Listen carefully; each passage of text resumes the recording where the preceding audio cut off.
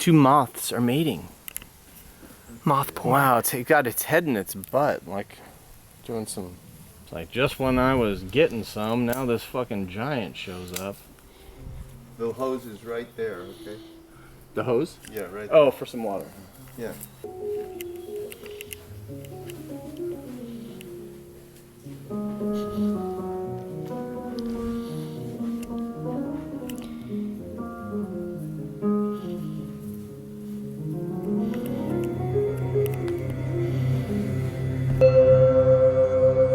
Love is the author. Well, I want to start by saying something happened between you and I this past Saturday where we had been sitting in my bedroom and we were sitting with two of my root teachers, both Tibetan Vajrayana masters, who happened to be in my bedroom giving blessings on my birthday. And you and I sat with them together. I'm not sure what the experience was like for you, but it felt like the whole room was held in an awe that I think that you've probably become accustomed to, of sort of, well, here's another way to look at life, at the very least. If not, wow, this is a very interesting human being that I'm sitting in front of. That's your life story in a lot of ways past the 70s, through the 70s. I'd never been in a scenario like that with you. So for me, being there with you and then afterwards hugging you, I looked in your eyes and... I hugged you? Yeah. You don't want that out. That's the first thing. See, that's where I've already fucked up. By mentioning that Raghu gave a hug. Yes, we hugged. You were intoxicated, potentially, with my teacherness. Not me, but my teachers, in that room. I don't know. Well, I just love hanging out, especially with the Tibetan, in this case, of course, Tibetan lamas. Yeah. Monks.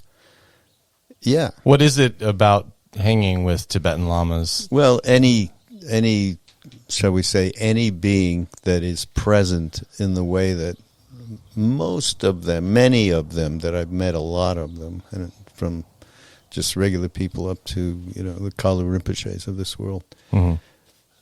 And there just is a more relaxed at easeness and presence.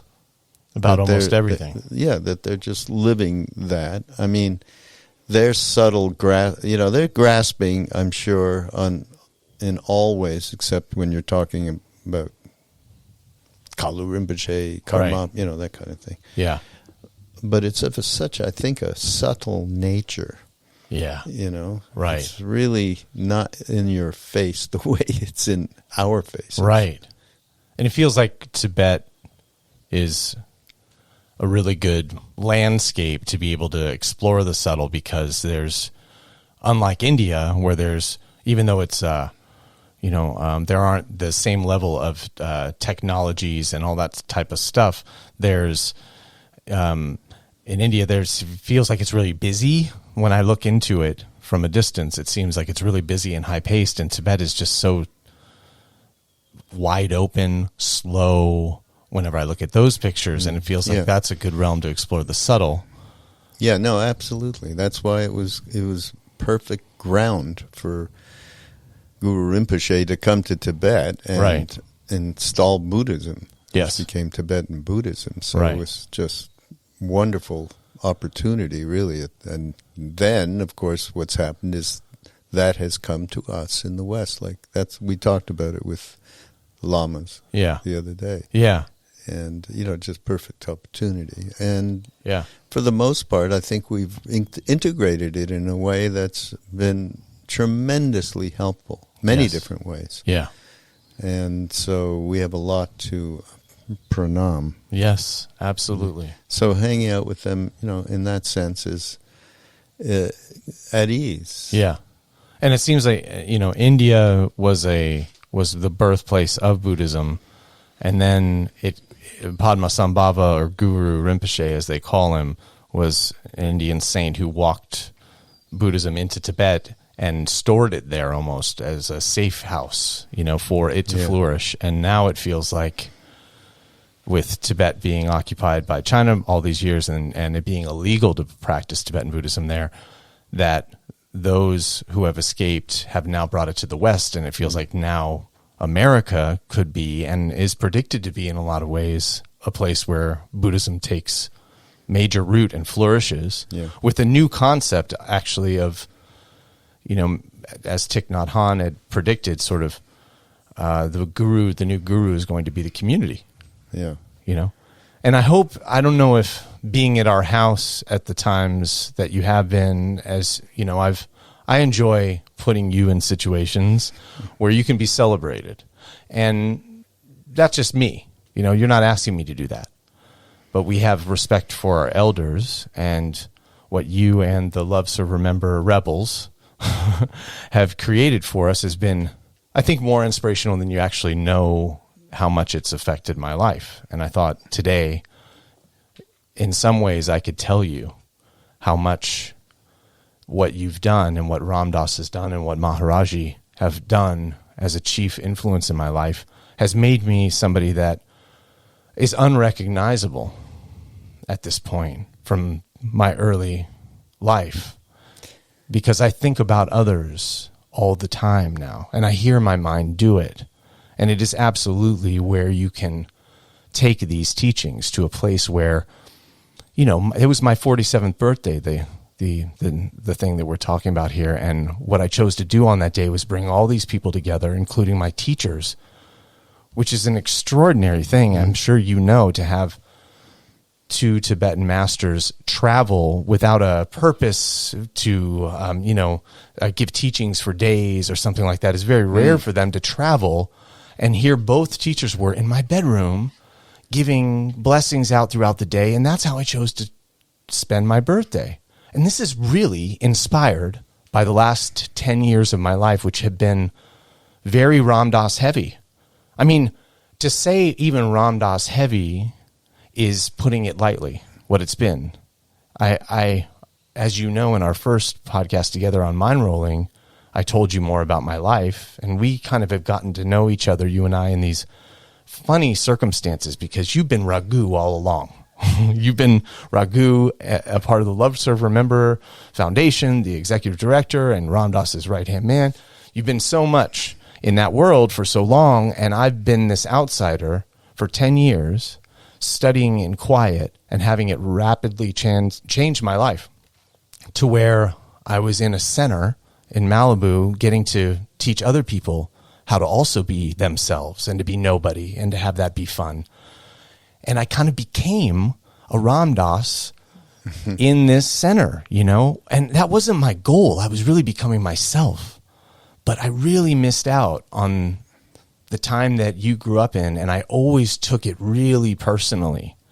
So now I'm having an opportunity to recreate those times, and with the best teachers, and actually just you and I meeting each other through the way that we did, which ultimately ended up being your relationship. Katrina is my old friend, and I kind of slid in through that door, but you had no idea how monumental it was to be in Raghu's living room watching the Golden Nuggets or the Golden State Warriors. I'm sorry to mess them up. Yeah, that was the first time we hung out. I mean, I was in the bathroom the first time I was at your house here, and I text my friend. I was like, I'm peeing at Raghu's. Oh, get out. I'm serious. That's TMI. Well, maybe. Big time. Maybe. But, if you were me and you had been listening to Raghu at the beginning of all those podcasts for years and watching you and Duncan get close over the years, and that kind of ushering in comedy again for me, and me starting to take comedy more seriously and more seriously. But I have followed this whole thing.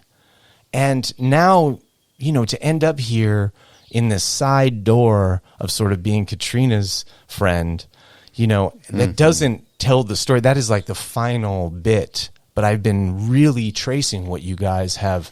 I've been following what you guys have laid out, and it has taken me to this extraordinary place where what you guys were doing, we're recreating it on a living, like a communal basis. I mean, we're really altruistically, people, these gatherings aren't charging, and we're doing all this based in what was laid out by these great teachers and what you've helped ambassador to us all here in the West. And so I want to reintroduce myself to you, as somebody who's been deeply moved by this, not just somebody who read Ram Dass books and oh yeah, I saw that movie. I'm living it. I was living it for the last 10 years. And now to be here in this garage, which is the epicenter currently of Love, Serve, Remember, sitting with you, is multidimensionally sound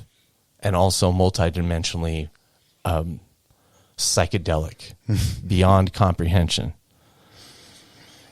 I did a podcast the other day with the guy that David Silver's his name. He's the guy that I originally did the first 100 episodes or something. Oh, gotcha. Maybe not quite. I'm not sure. Mm-hmm. But we did it together. And he's an old friend. And he was the director of Brilliant Disguise, that great movie. Oh, such a great movie. And so we've worked on a lot together. Anyhow, he says to me, I just got this really great book. You should take a look at it. I said, what's it called? He goes, Yugas. And I go, Yugas? Because I've always, I believe, of course, I know through not belief, through experience, that everything is possible because of Neem Karoli Baba. Yeah. And so at the same time, anybody brings up yugas. Oh, yeah, we're in the Kali Yuga. You can tell. Look at all these wars and this deprivation that's going on. Yeah, okay. But anyhow, he said, no, you need to read this book. We should do a podcast about it. So it's really quite phenomenal because it opened up a lot of light in a way that I hadn't really considered before, what the efficacy of these ages, these spans of time are. Yeah. And it came from Sri Yukteswar. Do you know? No. Oh, yeah. Oh, it's Yogananda's- Swami Sri Yukteswar. Yes. Yeah. Yes. Yeah. Yeah. It's Yogananda's guru. Yes. And his guru was Lahiri Mahasaya. Yes. And his guru, of course, Babaji. Right. The unborn, undying Babaji. Right. So it's not like a BS tradition. It's Right. a super substantial tradition. Well, what's his name from Apple? Highly influenced by, what's the guy who founded Apple? I'm so glad I'm forgetting this.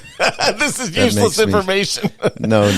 That makes me so happy that you can't remember. Isn't that great? I love that I can't remember. It just says to you, he's gone. Steve Jobs. Oh, God. Oh, I just ruined it. Wait, I was just going to go. I was going to go into a Dilgo Khyentse Rinpoche thing. What? Nobody Please don't. will ever. You better get yourself together so you can go into the Bardos and become free. Right. Or at least get a decent birth next time and not be spinning in some, God knows, endless place of the hungry ghost. Right. So just know. So you better do that. And listen, after you die, in 3 weeks, nobody will ever think about you again. Yeah, exactly. I think about that. He's such an MF. I mean, He is. It's so great. Anyhow, back to the yugas. Yes. Yeah. So really it's about each yuga has a reflection of consciousness, of world consciousness through all beings and all things that are conscious, that have consciousness.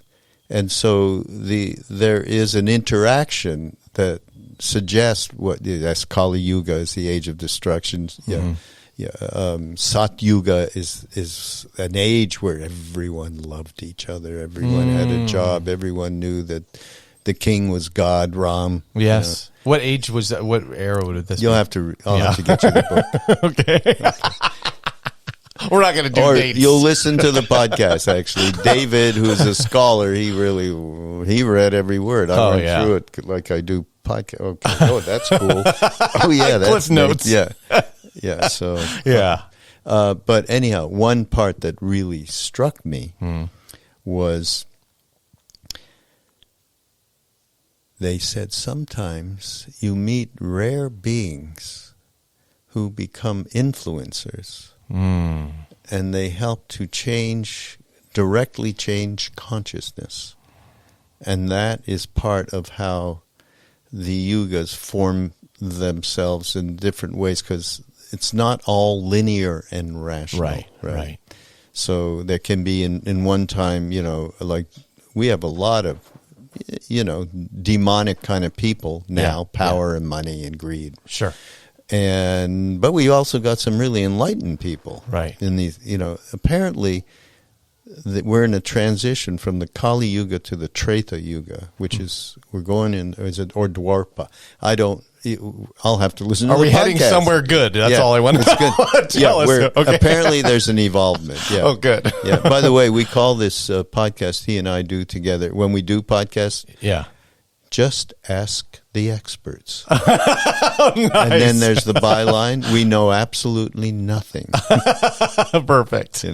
Yeah. So that's, but we find these things and hopefully they'll be useful. But so the influencer that occurred to me, this is what Neem Karoli Baba is. He's an influencer that is just a conduit from the truth.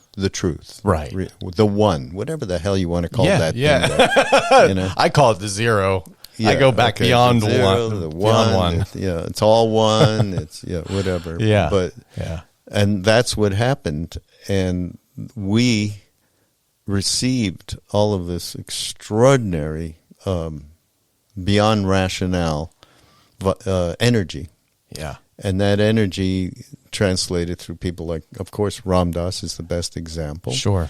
And then as he said, this just radiates heart to heart to heart. That's and that's amazing. What's happened Right. in a grand way. Right. This is what Maharaji is. Yeah. Is that connectivity. Yeah. And that sharing of what Ram Dass expressed it. Yeah. Of unconditional love, basically. Right. And compassion. And wisdom and joy and all of it. It's Satchit Anand. Yes, truth consciousness. So you're, in terms of what you're talking about, what you're doing with the groups that you get together and everything, it's just completely a reflection of that influencer. Yes, absolutely. With his particular blend. That's right. And also Chogyam Trungpa, and that is so weird because the last 10 years of my life have both been Ram Dass and Chogyam Trungpa, and just from me being myself and taking an interest in these things, those worlds have opened up to me and invited me in. And I'm close with a lot of Chogyam Trungpa's students now, and here I am in the garage with you. So it's really as far as it can take you. But I want to say, are you familiar with people not needing to sit with the guru to get the same hit? There's a lot of talk about when I was interviewing Carolyn Rose Gimian of Shambhala. She was an editor of Shambhala for years, Shambhala Publishing, and when I was interviewing her, she said, "I'm fascinated in people like you because you get the same sort of hit that we got from the guru from reading his words, from just reading the books." Like there seems to be a pull into the story. Are you familiar with this phenomena, and do you hear other stories within Love, Serve, Remember? Yeah, like every day, people. No, I'm being completely. I know. It's like you're I go helping me not take myself seriously. Yeah. No, but the reality. Okay, there's a little bit of a difference. Okay. In terms of a teaching you can get, which turns you on and opens up ineffable doors. But you just said anything's possible a minute ago. Anything, absolutely, anything is possible. But I'm just saying, it's not really a but; it's an and. I like there that. are. I mean, in this, my own experience with Neem Karoli Baba, is that, and he said it himself: a guru is physical is not necessary. Yeah. and he left that body. And people have been experiencing him in one way or another. We have a book that my mother of my children, I prefer. Yeah. Oh, X is so negative. Is that what you're saying? Yeah, that's gross. Stupid. Yeah. Whisper in the Heart, Yes. which is recounting people's experiences following his death of that body, and recounting the continuation of people experiencing and opening up and being basically brought into that place which we all want to spend some time. Yes. At one point or another. So Yeah. So that's a given. I mean, we've heard, all through my life, from the day that he left, and some people came. We were all returned there when he died, and we all got together with Ramdas and others. Mm-hmm. What year is this? 1973. So he left literally a month. We had that big 50th. September 11th. Yeah. But then there's another date too, just to be clear. No, that's just the Hindu thing of It the is. moon cycles. Okay. Okay. It's celebrated on the full moon or whatever. Gotcha. Yeah. Okay. Yeah. Perfect. Yeah, but somebody came and they brought their girlfriend with them. That was with us. Yeah. Before Maharaji left. Oh, okay. And she said, I had the most extraordinary dream. And she described this dream of having darshan, being in the presence is darshan, being in the light, being in the presence of a being that is no longer polarized. Basically. He's all talking to you. I know what darshan is. Yeah, yeah, right. Everything she described, from the most minute movements of his arm and the way he was double jointed like a monkey, and every little glimmer, the things he said to her were absolutely no different than when we were with him in this plane of reality. Wow. And I've heard it a billion times. In fact, just recently at this retreat we have in Boone every August, Boone, North Carolina. I mean, people sat with me and we had dinner, and one story after another of how he came to them and helped them with getting rid of some really dark shit. And the other was just opening up, asking somebody, saying, I really just want to experience something. I hear all this stuff, and then having an experience without drugs, he said, without psychedelics. Yeah. And so I have heard. So this is, totally, absolutely as real as we're sitting here. Yeah. And it's not even you never know. Yeah. It is, you do know that this happens all the time. And that's, again, that's why the whole thing fit in for me when I started reading some of this book on the yugas. Yeah. It's extraordinary, you know, the interaction of us all changing our consciousness, the things we're working on, to help ourselves and ultimately anybody that we are next to, it goes a long way to form a consciousness that's taking place in a much larger purview. How do you feel we're doing? I mean, having lived to actually have been with Maharaji and to see it begin to flourish here, along with Buddhism in the West, along with all kinds of things, lots of great spiritual ideas, and a lot of nonsense also, a ton of charlatanism, a ton of propagating psychedelics as being something beyond a clinical setting that could really help. And I think that people are creating idols, false idols that aren't working out for them because it's another high. But how do you feel we're doing, seeing everything that's going on in the world, and also at the same time hearing all these stories that you hear every day of people waking up? How do you feel ultimately that things are going? And do you just rely on the yugas then to sort of... Oh, no, I don't. The yugas, I told you, it was like a woohoo thing. What I just got out of this book, though, I did get something out of it that wasn't that... Okay, I'm now going to rely on the yugas for my day-to-day, Yeah. No. Right. No. Well, I didn't know that there's a woo for Raghu Markus, A woo? A woo-woo. Like you just said, that was kind of woo. Woo-hoo. Woo-hoo. What's woo-hoo? Woo-hoo. I thought that was kind of like... New agey, bullshitty. kind of thing. So good. This is so refreshing to hear. Wow, Raghu thinks that certain aspects of New Age and that there's a kind of bullshitty spirituality. Would you just, I mean, that's very judgmental on your part. Is it? I thought you just said it. I know. You took it over, and now I'm giving it to you.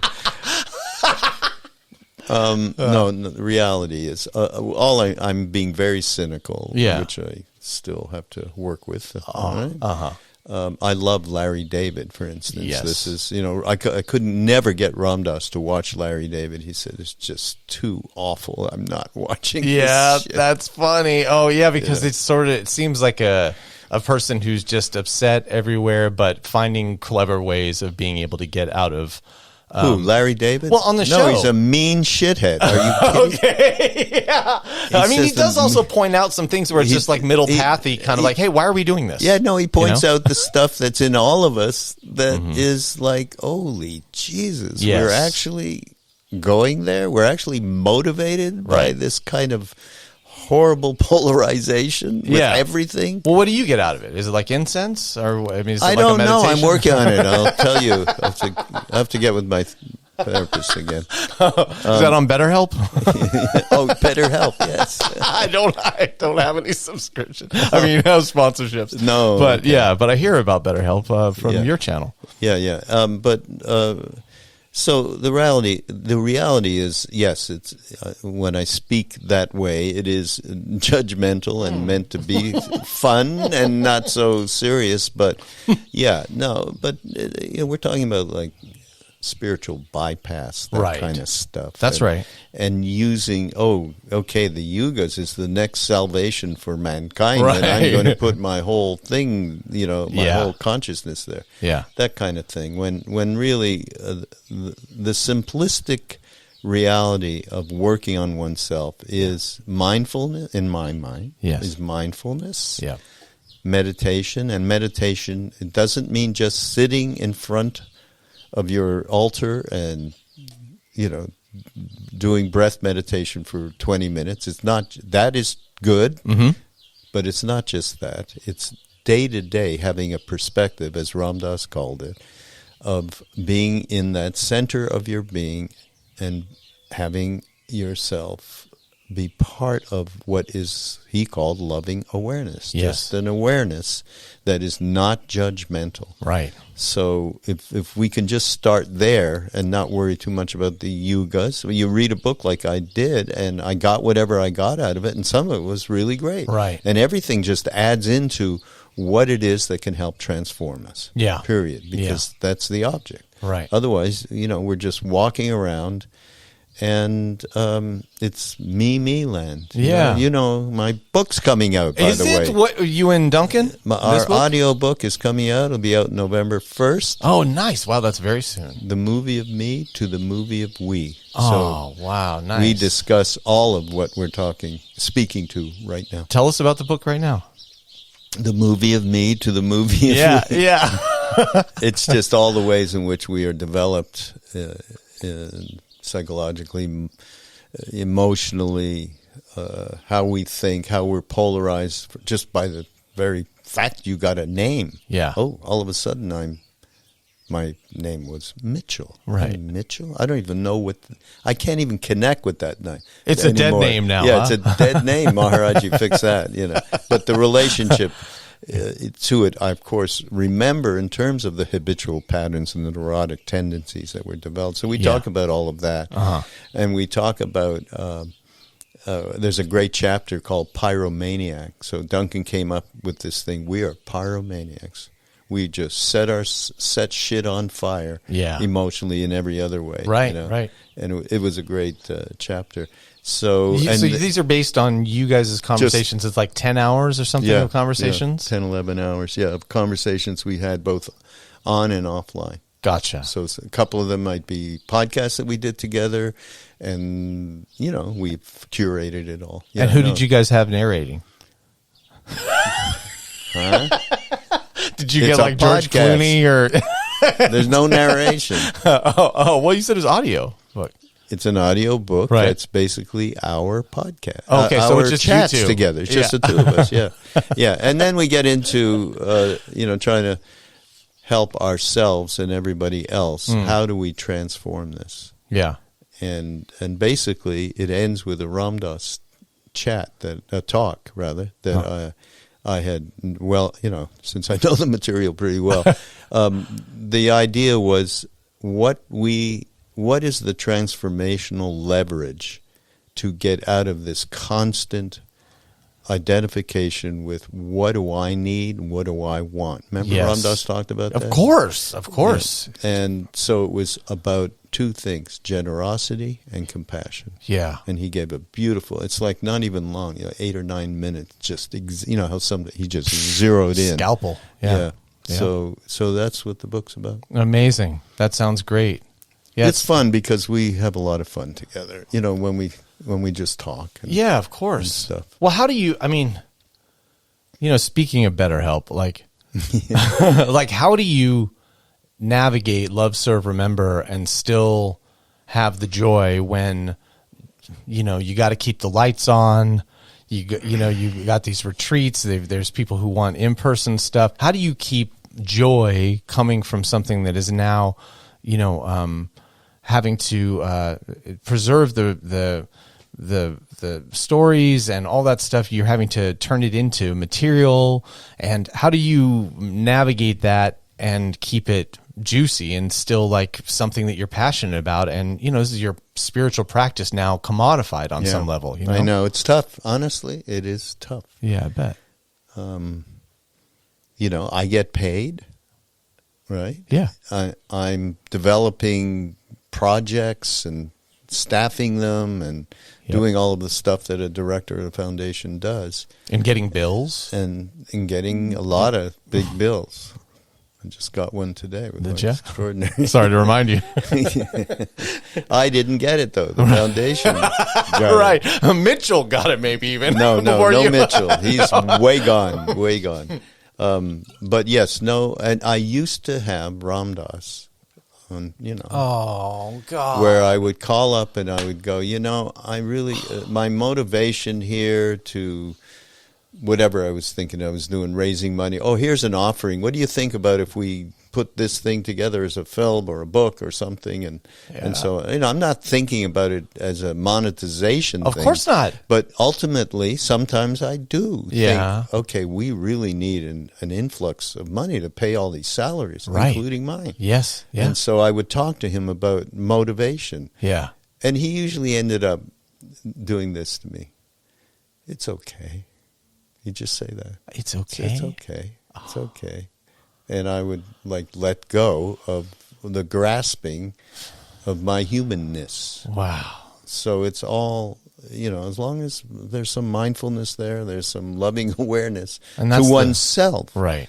So that's the remember then. Do you have to remember now Ram Dass saying that Well, it goes through my head. We just repeat the same conversation over and over. Yeah. God, but I didn't even think about that for some reason, but you had Ram Dass all those years to anchor the thing, to be able to bring to him and go, hey, we're thinking about doing this, and have him give a very simple post-stroke answer. Like, it's well, no, okay. that wasn't about, he hardly ever commented on the actual project or whatever, the offering. Really? Yeah, no, it was only wherever I was grasping in relation to my mind and my emotions. Yeah. And he would address that. Yeah. In a way that he hardly had to say anything because, we had a long relationship. Sure. Shorthand. A lot of shorthand. Right. So I got it. And, now I don't have that opportunity. And, sometimes it's difficult. I miss... just talking about it right now, I'm feeling, missing him. Yeah. And that opportunity was so profound. And now I look back, wow, talking about grace. Yeah, man. Really. Absolutely. Just unbelievable. I was thinking about you today, and I was going, because it's so comfortable now to call you or text or just even show up. And I was thinking, though, about that I wonder what it's like to have found I know what it's like to have found my teacher, and I see my teacher, I think probably the same way that everyone saw Maharaji. I just see him in that same way where he defies time and karma and a body, and he's also very simple, unlike Maharaji, who wouldn't give you the ground of calling him simple or something, but I think about that, and I think, what if my teacher was like as famous as like Ronald McDonald or something, which is kind of, Maharaji is like this, he's at least an icon in the West of the boom of the last 60 years. He's one of the bigs. And so for you to be Raghu Markus of the Love, Serve, Remember thing all the time and have had that teacher, which is going to be, even though things aren't recorded ultimately, like you were saying, the universe doesn't have like a docket or something of all the events. It's not going anywhere. But at the same time, on Earth at this time, you're a part of sort of like a championship Bulls team or something like of spirituality that's just, iconic. And do you ever wear that for a second and feel the heaviness of it, or think about historically the significance of your name even tied in with this stuff? My mantra is ignore yourself. That's a good Whenever one. I really don't, because when I'm like one-on-one with anybody or in a group, which I do a lot because of the job, it's a joy. There isn't any other joy as gratifying as that. I used to go to India after he left, and to basically spend time with our family and mentors. Siddhima. Please say them. Yeah. In particular, all of them, but she was, to me and to others like Krishnadas, just the manifestation of the goddess Durga, which, again, see, that sounds woo-hoo as well. Everybody, my guru is the this or that. But to me, she was like our Indian mother. Right. Period. And she was Maharaji's attendant, if we could call it. What would be the name? His non-biological mother, but also his his main assist. How do you even say it? There probably isn't a word. I don't even know. Yeah. I really don't know, because how he characterized her as, he said, he was on one side of the lake, on the other, she lived on the other side. He was with some people, you see, and her family owned this hotel there, and she's lived there. Yeah. Before her husband died. Once he died, she was able to spend more time with Maharaji. Wow. Like move to the ashram and all that. Right. Children had grown up. She, he said, was none other than Durga, a manifestation of Durga. And he said it more than once, and he did puja, which, he did some mantras to her at this extraordinary temple for a manifestation. This is getting a little esoteric. Yeah, go. Of a manifestation of the goddess Durga, is Vindhyavasini Devi, which is what the images that Maharaji had in all of his ashrams was Vindhyavasini Devi and then Durga Devi. But this was special, and he took her to this temple that's in between Allahabad and Banaras. And one of our mentors told us this, KC Tiwari, sitting right there, was with him, because he was with Maharaji in some of the most intimate experiences that not many people want. And this, he sat her down in front of the Murti and did mantra to her as if she was that Murti. So she acted like nothing around anybody. There was nothing going on. You would never have known unless you were tuned in. You don't even have to be tuned in. Anyhow, I used to go there. More to the point, I obviously was, she was part of the change of my life. Let's put it that way. Wow. That started with Maharaji. Yeah. Can you name some ways while you're there? It's you see it. You're there. Just the reality of that being manifesting what you read about in books. That's around what I mean. the goddess. This is how I feel sitting with you and sitting here in front of this. It's the same exact thing that you're talking about. Right. It is, really. It's the same thing. Yeah, well, it's over there as well. Yeah, Sitting it right is. there. It is over there. Oh, my So, gosh. yeah. You're pointing to your dog or Lacey? No, and Lacey. I think. Which she would have accepted. Dog is pretty good, though. Maya's good. But, Yes, very good. Anyhow, Wow, so yes. it was that. But where I was trying to get to in terms of saying to you, being with people, I don't think, I ignore all that stuff of, being in this legacy, having You met do. this being, I've gotten it. We all have, those of us who were there, we've gotten it our entire lives. Right. Okay. Yeah, you guys are cool because you're the man. What is they used to call it? MTM? Met the man. That's what we were. Oh, that's what MTM? yeah, and it became a protest movement. Really? Those fucking MTMs. I've never heard that term. Oh, I can't believe it. Yeah. At the man. Oh, my gosh. Yeah. Hey. I just got open mouth kisses. Yeah, from it's French kissing my dog. It was pretty amazing. And so, anyhow, the point more is Yes. people would come who had never been to that area, Kenchi, Yeah. because we'd be saying, boy, you can still meet an extraordinary being. Yeah, Maharaji physically isn't there, but this being really isn't much different, Yeah. in terms of the moment. Siddhima. Yeah, Yeah. Siddhima. And I would bring people, and I'd watch them light up. Wow. Yeah.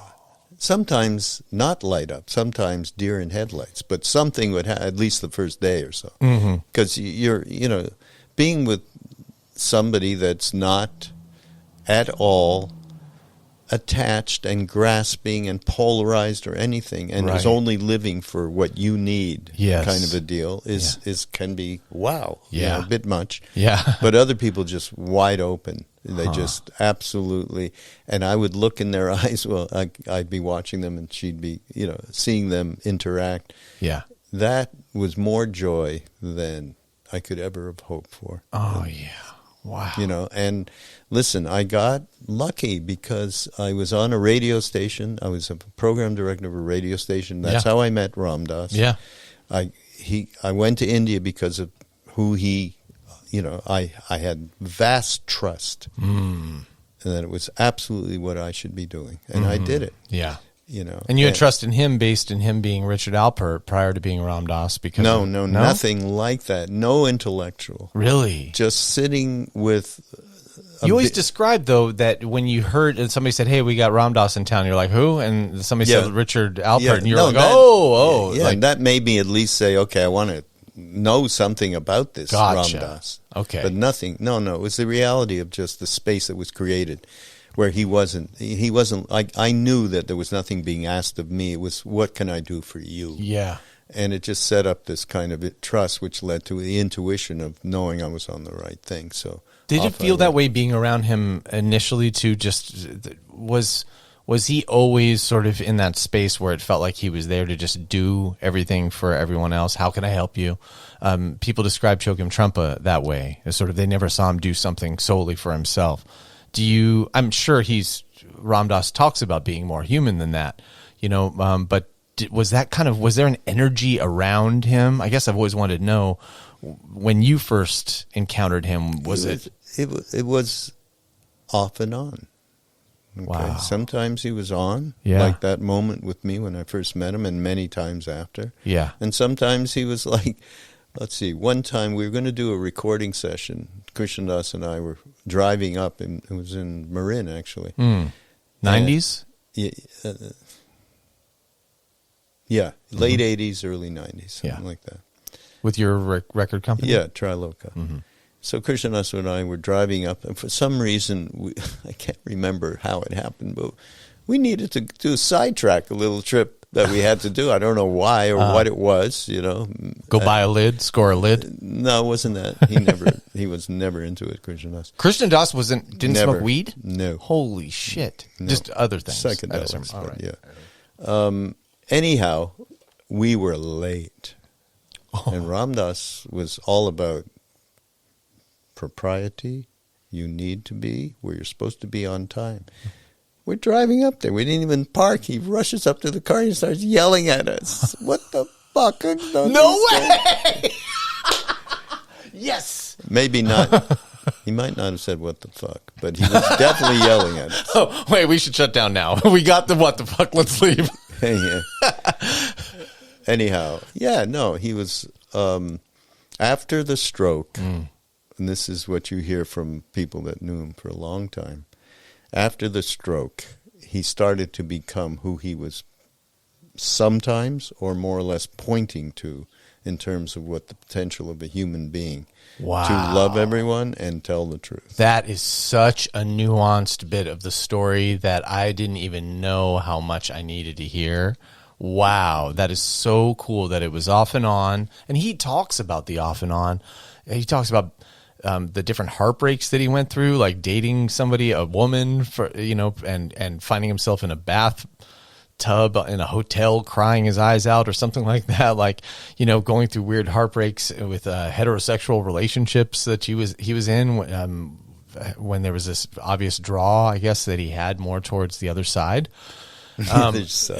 The other side. The other team. You're going to get really skewered. Yes. I'm wearing an Andrew Dice Clay shirt. I don't know what, that should fit. and Tibetan jewelry, so I don't know what people are going to think about all this. But I'm also I like the idea of the. I'm kind of like what Duncan describes. He said we set things on fire, and I have turned that practice into setting myself on fire. In the same way that you're talking he's about. Talking about we are pyromaniacs. We set ourselves on fire. Oh, but I mean it in a good way, I guess. And I guess what I've done is the selflessness thing that you're talking about, of sort of like selflessness practices, such as mindfulness, where it gets built, where you start catching yourself through the day. Oh shit, I almost said that thing, and it was like such the wrong thing to say. That's like early spirituality or something, where you're doing this mindfulness practice every day and you start seeing these results in your life where you start to have better conversations and you find out how much you've been running your mouth almost and how little you actually need to get by. Yeah.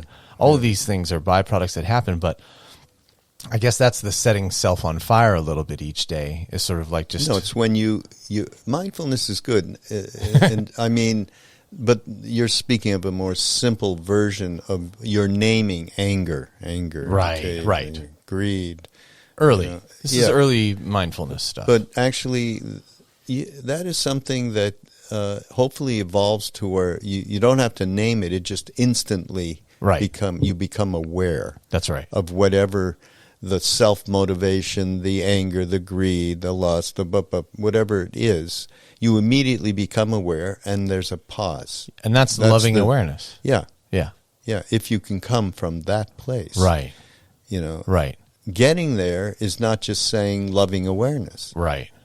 Practicing, where you sit somewhere and you take some deep breaths into the center of your being, and you move, you realize, you're doing this from your mind, and you go, I am loving awareness. Repeat it with each, and take a deep breath in the center of your being, and then I am loving awareness. And then eventually just loving awareness is the space. And from there, you start to walk around. You can do this a number of times during the day, and then you're walking around where you have way more prone to not judge whatever it is, and in that sense, once you don't judge whatever it is, it passes way quicker. I've found too that that's a vehicle, that saying loving awareness, I am loving awareness, at a certain point, after, just like any habit, it just becomes second nature, and you don't have to say I'm loving awareness anymore. it's certainly just a vehicle to get Yeah. you there that runs out. There's a great moment. We were in Maui with Ram Dass, and it was Krishnadas and Ram Dass and I on stage. And Ram Dass was speaking to the practice of loving awareness and taking people through it. I am loving awareness, and, you know. Mm-hmm. And Krishnadas was sitting there with his mala doing this. And Ram Dass noticed him. He looked over and he went, like, so? You know, like, what are you doing versus loving Right. awareness? I didn't even remember how it came out that Like it's too Krishnadas clunky? said, no.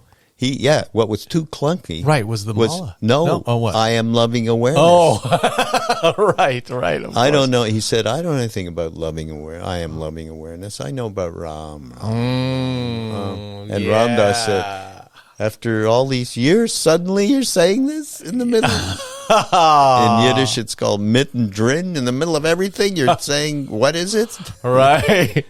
And then Ram Dass started going, okay, loving awareness, Ram, loving awareness, Ram. Yeah. It was a beautiful moment. How do you feel Ram Dass passed with his sexuality? I mean, by that point, I'm sure, but I just, I wonder, because he had to conceal for so long, it completely being himself in so many ways, and he's also simultaneously shedding the self constantly.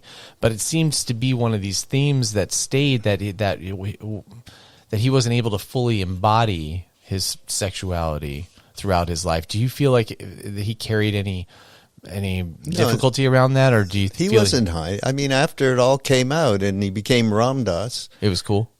Yeah, I mean, he dealt it with it like any gay person has to do in our society. Yeah, for sure. Right. But basically, he wasn't hiding anything anymore at that time. He also, and he was no longer bisexual. That happened more when he was more in the 60s. Yeah. Until he went to India. Yeah. So no, there was nothing whatsoever that he was having any kind of consternation about. Gotcha. Before he died. Well, that's good, because I had heard about, I read the Harvard Psychedelics Club. Yeah, it's full of shit. Is it? It's full of shit because the guy who wrote it, yeah, came and interviewed Ram Dass and talked to him and was totally loving and wonderful. Yeah. And then he took this and did yellow journalism, right? Oh. He centered everything around. Every time he brought Ram Dass back into the conversation, there was some gay thing around it. Oh, and yeah, it was this is probably where it's come denigrating and from. a piece of shit. Wow. And You got to edit that out. what? Why? I don't know. It's how you feel. So what? That guy, fuck that guy. Well, nobody should say bad things like that. Maharaji did.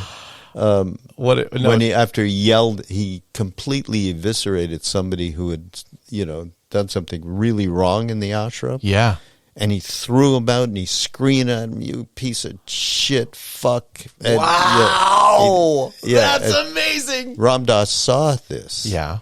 From a window. He was upstairs. We were upstairs in a room taking rest, and he saw this because he heard it. Yeah. And this is love, everyone? What happened? Yeah. And he ran up to Maharaji and he said, "How could you, do this or something, whatever?" Yeah. Maharaji said, "You just don't throw anyone out of your heart. You can be angry, but you can't throw them out of your heart." Amazing. So I'm sorry. I don't even know. Don Yeah, Latin. Don, yeah. Sorry, Don. I really don't mean that, but I was really taken aback by that focus on Ram Dass's homosexuality in your book. So I love that. I love that. And it's well said in response. And there was also the part in that book that was focused on about his relationship with Andrew Weil and there being contention there. And then True. Right. And then I spoke with Zach Leary, because you hooked that up for me. I spoke with him maybe a month ago or something like that, and we talked about this, and he said that he was there for when Andrew Weil visited, and they might have cleared things up in this visit, but he saw sort of the difficulty there, and I mean, for good reason, but I want to say that this aspect, if there's truth to it, that there was this difficulty between them and that Ram Dass held on to that it has been a great liberator for me of being human, and as good as you can get things, maybe there's still one person where it's very hard to completely let go and you have this karma with, and that he had it as long as he had it and then got to clear it up, from what I hear, is really... No, I was there. You work? Well, We were at some engagement where there was multiple speakers, and we were in the green room, and he walked in, and yes, previously Ram Dass had some negativity, for sure. And he walked in, and it went away in an instant, like it does when two people who have had some issue in the past, suddenly there they are, here we are. Wow. And and after that, it dissipated. Amazing. I mean, just to fill people in too. I mean, Andrew Weil went to Harvard, and he was there, and he wrote a story. He wrote an article about how Ram Dass had been giving psychedelics to underclassmen, and they were sanctioned only to work with upperclassmen with the Harvard Psychedelics Project, and so he got him fired. And it was based around his sexuality. Yeah, no, it said he slept with one of them. Right. He said he slept with. Right. And it was like Harry Winston or something, Winston Jewelry or something. Like, it's sort of a weird tie-in here that it was like the heir of Winston Jewelry. But anyway, so that happened, and do you feel like the bitterness was around that it was an attack on his sexuality more than it was about what he was doing? No, it was about being dimed on. Yeah, it Period. It was. Which is an old term, everybody. I love it. That used to be when there was phone booths. Yeah. And then you only had to put in a dime. Drop a dime on them. Call the narcs. Right.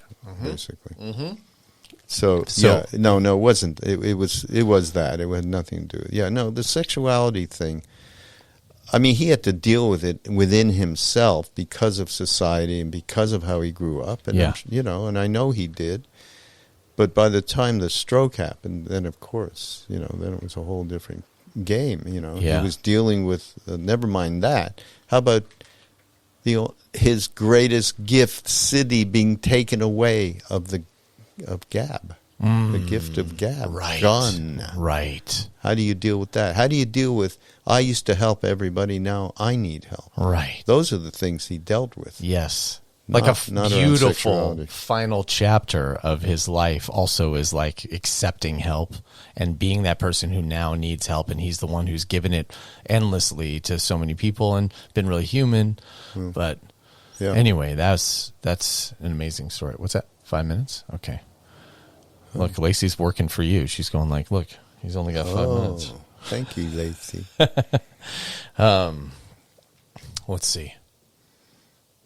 Yeah, I guess the last thing I want to ask about that in particular is it puzzles me because it happened so beautifully. Like, that was him getting thrown out of Harvard, both him and Tim Leary getting thrown out of Harvard. And within 2 or 3 years, him becoming Ram Dass, running into Neem Karoli Baba by apparent accident, not accident, but not expecting to get a guru or to have that be his experience. If anything, he was taking LSD around India, right, and showing it to different teachers. He just wanted a way to not come down. Right. Oh, there you go. Okay. So then meeting Maharaji and that whole changes everything. But it all went so beautifully. Like, if they hadn't got thrown out, I mean, hasn't this been talked about endlessly about how perfect it was that they got thrown out in the way that they did? And it led to all this stuff. It led to everything. It led to us now in this garage and many more being influenced. How is that part, in your estimation, overlooked and the bitterness there when it worked out so great? What do you think? I mean, what do you overlooked? Think? Yeah, just it seemed like there was bitterness around them getting thrown out of Harvard, but everything seemed to blow up after that. Like Yeah, the counterculture was born. Both of them thought it was perfect. They did. Did you see the film I saw all the films. Dying to Know? Yes, I've watched it probably 10 times. We're doing a book. We're taking all of that and beautiful photographs from the film and otherwise. Parvati is working on that, right? She did. Yeah. When's that coming out?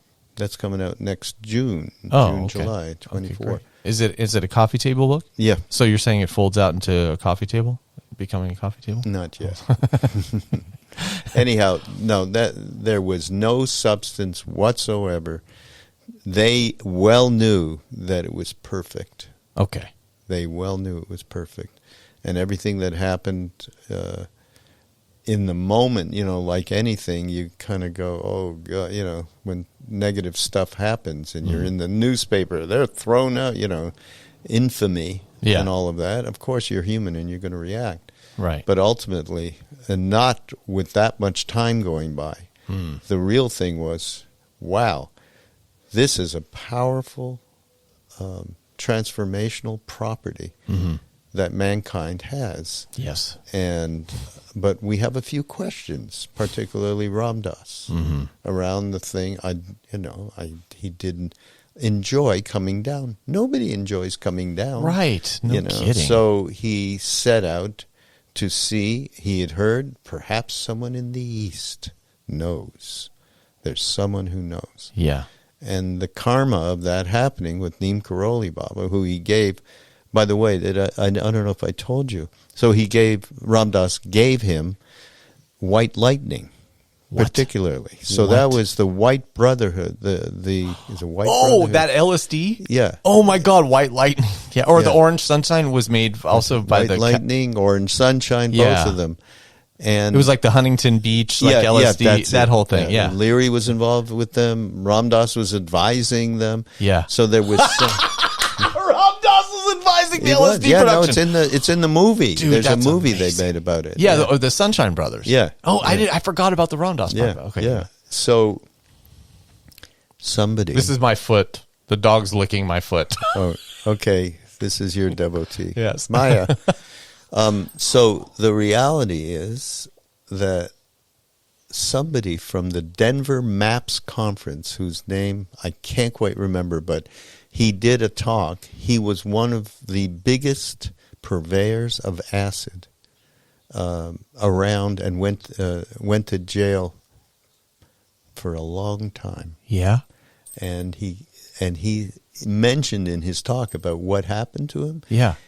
He said, that the orange sunshine or white lightning, one of the two of them. Yeah. Forget about the kind of doses you people are accustomed to right now. Oh, really? Yeah. He said 600 micrograms each.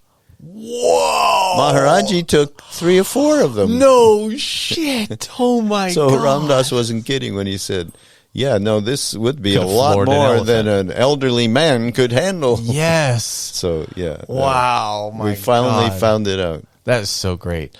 And, the part of also just of Ram Dass being human and letting us all into the human part, I feel like is the greatest contribution to spirituality, because I went at this thing really holy. Like what he was doing, going at it for the high and going and just trying to take away all obscurations and just be this pure thing. And that's really an aggression towards self, in some weird way. It's like, because you're throwing out your humanity completely by going oh, no, not this beautiful gift that I've been given. I want to be spirit, and it's spiritual bypass essency. Right. Well, how is mantra not, how is mantra not spiritual bypassing? You had said, say, I'm loving awareness. Now you're going awareness. into, the realm of non-duality. Oh, yeah? Yeah. Well, I mean, they are all methods. They're all going to be given up. Yeah. Okay. So you have a method. Right. And yes, you're going to have to give it up because it's attachment and grasping. Yes. Is there no matter what.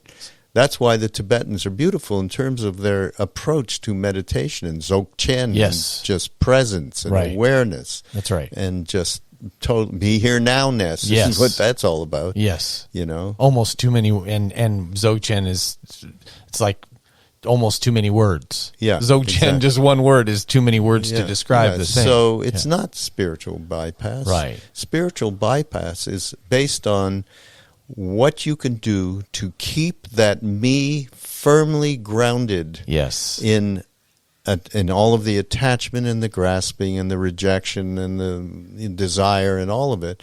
How do we keep that yet we're on a spiritual path? Right. It's almost like how to outthink the problem rather than stop being a being who thinks and just be. Yeah, well, that's too woohoo. You know what? The mantra really is, as Jack Kornfield expresses it, which I love the most. Yeah.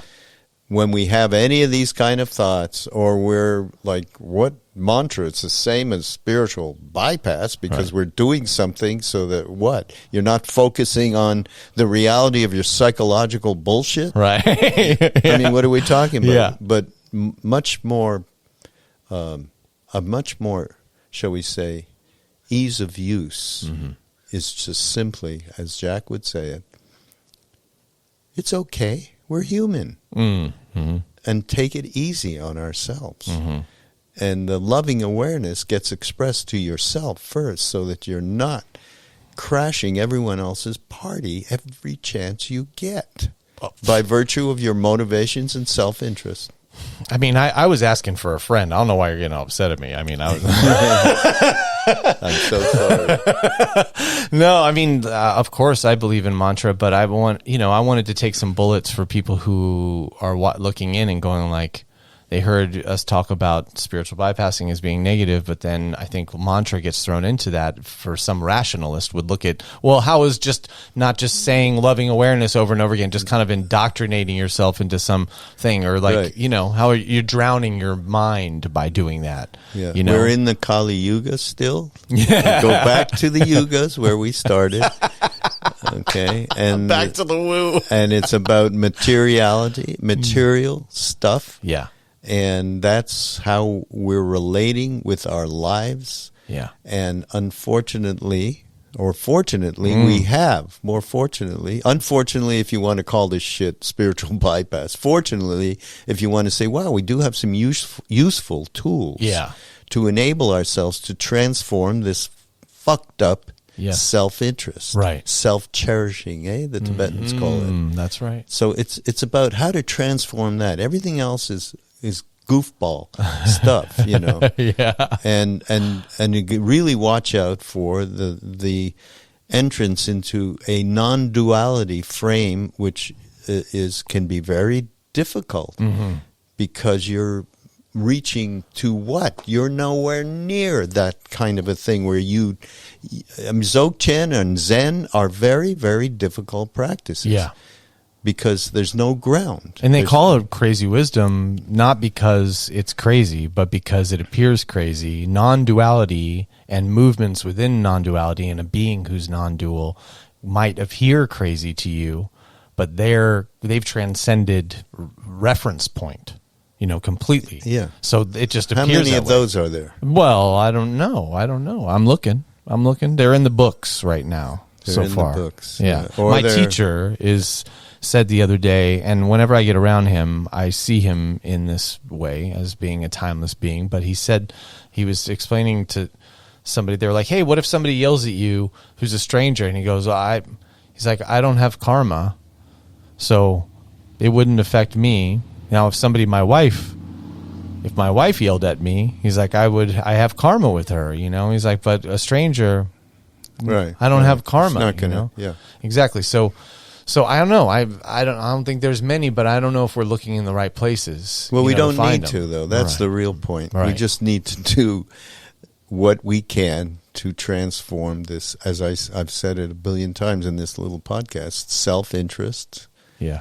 motivations which are absolutely divide us with everything and everybody. Yeah. We just got to work on that. Yeah. No big fancy spiritual aspirations That's right. into anything. It's really being kind, but Yeah. but in order to be kind, you have to be checking your own boxes and taking care of yourself. Yeah, If so you're not you've doing got it- to do, and if it's not mantra, it's anything. Meditation doesn't matter what you do. Mantra's fine. Yeah. though. It's fine. Mantra's great. It's great. I mean, listen, when we do the chants we do, our Yes. get-togethers here in the Yes. garage, Yes.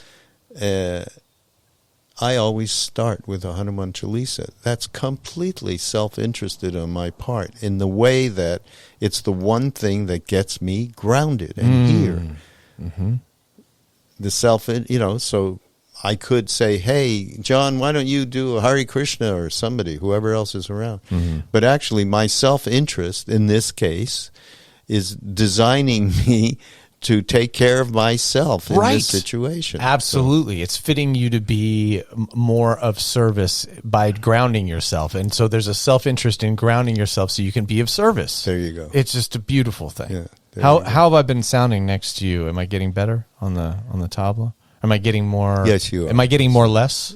You're getting more less. Very good. Let's call this Getting More Less will be the name. Yeah, perfect. Getting more this. less with Raghu Markus. Hey, man. Thanks, buddy. Thank you. Thank you. Jaymee. It's always fun. Yeah. Fun under the sun. Yeah. Ram Ram. Ram Ram.